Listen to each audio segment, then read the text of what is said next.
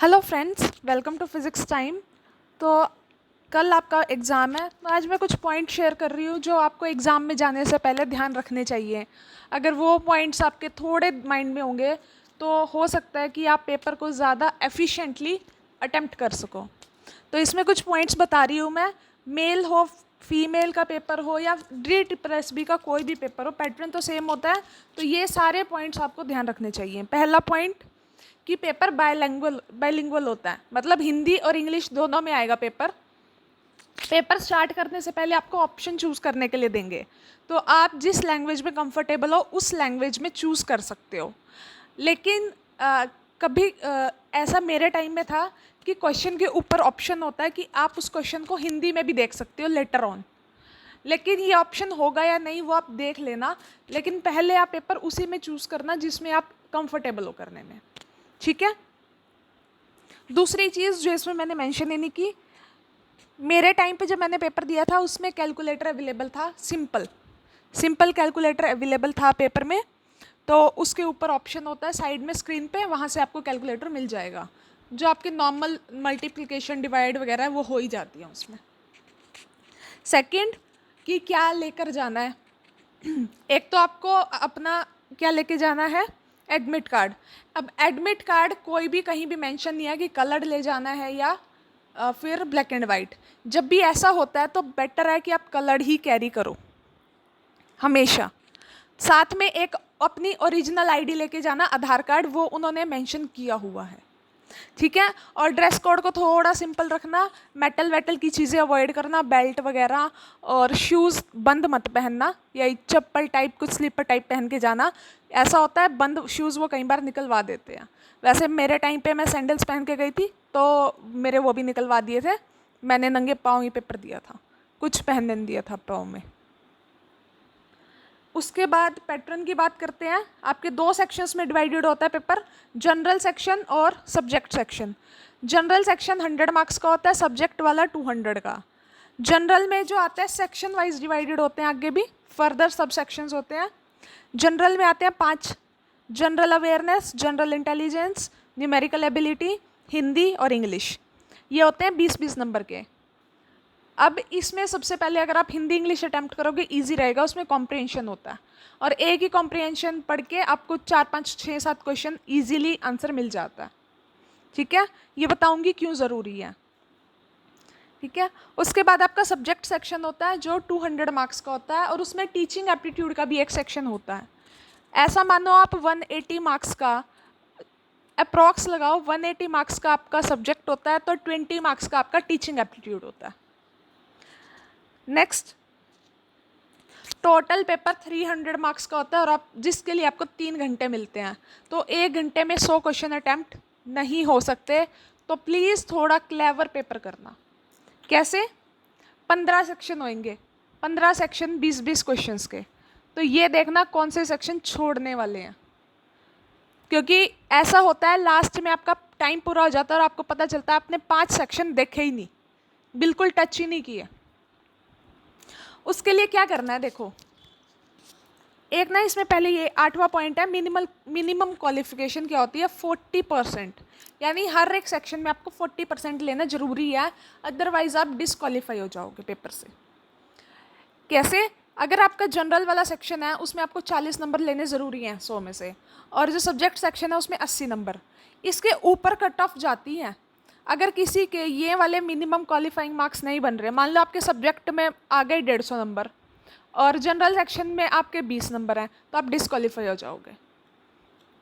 तो इसके लिए आपको ज़रूरी है दोनों सेक्शंस को क्लेवरली, हो सकता है 120 वाला क्वालिफाई और 150 वाला डिसक्वालीफाई हो, वो उस पर डिपेंड करेगा कि आपने उनका मिनिमम क्राइटेरिया फॉलो किया या नहीं। और दूसरी नेगेटिव मार्किंग है, प्लीज़ टिक टिक करते मत जाना। 25% नेगेटिव मार्किंग है, यानी 0.25 एक क्वेश्चन से डिडक्ट कर लिया जाएगा। अब करना क्या है, पेपर कैसे अटेम्प्ट करना है। सबसे पहले तो जनरल सेक्शन में जाना, हिंदी और इंग्लिश पक्का अटेम्प्ट करना, वो बहुत इजी होता है क्योंकि उसमें कॉम्प्रिहेंशन भी होगा एक। तो आप लगा कर चलो कि 10-10 नंबर, 20 नंबर कॉम्प्रिहेंशन के, और आप लोगों ने कॉम्प्रिहेंशन करे हो तो 10 मिनट का टाइम देना उसको, 10 मिनट में 2 कॉम्प्रिहेंशन कर देना, मतलब 10 मिनट में आप दोनों सेक्शंस देख लेना, 10-15 मिनट में। उसमें से 40 में से आपके कुछ 20-25 मार्क्स सिक्योर हो जाएंगे। उसके बाद आपको जनरल सेक्शन में कितना करना है, जनरल एबिलिटी, रीजनिंग लंबी होती है, तो रीजनिंग वही करना जिन्हें ट्रिक्स पता हो, तुक्के मारने वाला काम मत करना। जनरल सेक्शन में 45 मार्क्स बहुत होते हैं, 45 मार्क्स ले लिए, 40 मिनिमम है। उसके बाद अपने सब्जेक्ट में चले जाना। अब सब्जेक्ट में सबमिट करते जाना सेक्शन, छोड़ना मत कि इसको बाद में रिव्यू कर लूँगा। टाइम इतना होता ही नहीं कि आप बाद में उस सेक्शन पे आओ वापस, आप वापस उसे सबमिट करने भी नहीं आ पाओगे। तो फुल एंड फाइनल करते जाना अपना काम, फाइनली करते जाना, लास्ट में कोई टाइम नहीं मिलना आपको। उसके बाद जब आप सेक्शंस उठाओगे ना, फिजिक्स का जैसे आपका सेक्शन स्टार्ट हो रहा है, फिजिक्स के पेपर की बात करते हैं, तो सपोज एक टॉपिक पे सेक्शन स्टार्ट हो रहा है, ऑप्टिक्स के क्वेश्चन आ रहे हैं पहले सेक्शन में, तो आप ये मान के चलो 20 में से 15 क्वेश्चन ऑप्टिक्स के ही आएंगे। तो आपको अगर ऑप्टिक्स नहीं आती तो आप वो सेक्शन स्किप कर सकते हो, क्योंकि आपके कितने सेक्शंस बच गए, उसके बाद भी 10 सेक्शंस बच गए हैं किसके, फिजिक्स के। 10 में से अगर आपने 5 सेक्शन भी अच्छे से अटेम्प्ट कर लिया तो आपका पेपर क्रैक हो जाता है। तो आप ये लगा कर चलना कि एक सेक्शन करो, उसको सबमिट करो, नेक्स्ट सेक्शन पे जाओ, उसको सबमिट करो, और हर सेक्शन में ध्यान रखना आपने कितने क्वेश्चन अटेम्प्ट कर लिए। तो जहाँ तक हो सके आप लेकर चलना 120 मार्क्स का, 200 में से 120 मार्क्स का लेकर चलना, आपका पेपर क्लियर हो जाएगा। 45-50 मार्क्स आपने जनरल में ले लिए, 120 मार्क्स वहाँ ले लिए, 170 मार्क्स, तो आपका पेपर क्लियर हो जाता है। क्योंकि बहुत से पेपर ऐसे होते हैं जहाँ क्वालिफाई नहीं होते लोग। क्वालिफाई करने पे जाना, थोड़ा हो सकता है कि आप क्वालिफाई करो और उसी में आपका पेपर क्रैक हो जाए। अदरवाइज इस चीज़ पे कोई नहीं काउंट कर सकता कि कट ऑफ कहाँ जाएगी, कितनी जाएगी। ये सब इस चीज़ पे डिपेंड करता है कि पेपर का डिफ़िकल्टी लेवल क्या है। अब लास्ट टाइम 2018 में फीमेल वाला पेपर इतना डिफ़िकल्ट था कि क्वेश्चन सॉल्व करने पड़ रहे थे, पढ़े ही नहीं जा रहे थे 1 मिनट में, तो सॉल्व तो बाद में करेंगे, तो वो पेपर क्रैक नहीं हो सकता था और वो डिस्क्वालीफाई हो गया, उसमें एक भी कैंडिडेट सेलेक्ट नहीं हुआ।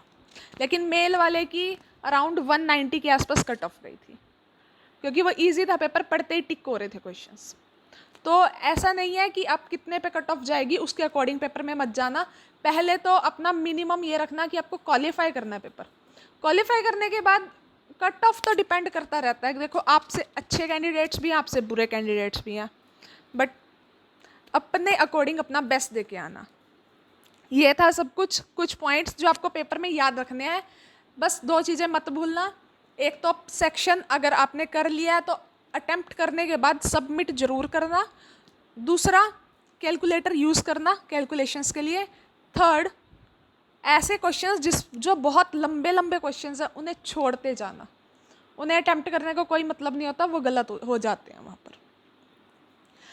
एंड 4th चीज़ एवरीथिंग, हाँ, नेगेटिव मार्किंग है, जहाँ पर भी डाउटफुल हो वो क्वेश्चंस थोड़ा स्किप करके चलना। ऐसा ना हो कि एक क्वेश्चन अटेम्प्ट करो और 2 क्वेश्चन गलत करवा लो। तो ये चीज़ें अगर थोड़ा सा आप ध्यान रखोगे तो आई होप कि आपको इससे 10-15 नंबर का कुछ तो फ़ायदा हो। बाकी आपको इससे थोड़ा सा पेपर की स्कीम के बारे में पता चल रहा है। पेपर में जाने से पहले अगर आप पेपर से फेमिलियर हो तो थोड़ा कॉन्फिडेंस रहता है, और वहाँ प्लीज़ किसी और कैंडिडेट की बातें सुन के अपने आप को डिमोटिवेट मत करना कि उसने इतना किया तो मैं इतना क्यों नहीं करके आया हूँ। सब आप जैसे हैं, सब ने MSc फिज़िक्स की हुई है, सब मास्टर्स करके पेपर दे रहे हैं, उनके पास भी जॉब नहीं है, आपके पास भी जॉब नहीं है, दोनों ही आप कॉम्पिटिटर हो, ट्राई कर रहे हो। तो ये सोच के जाना कि आपको अपना बेस्ट देना है। And all the best to all the candidates जो अभी कल एग्ज़ाम दे रहे हैं। और प्लीज़ आके पेपर ज़रूर शेयर करना टेलीग्राम चैनल पे, कुछ बताना, रिव्यू देना पेपर के बारे में। Thank you and please keep supporting my channel.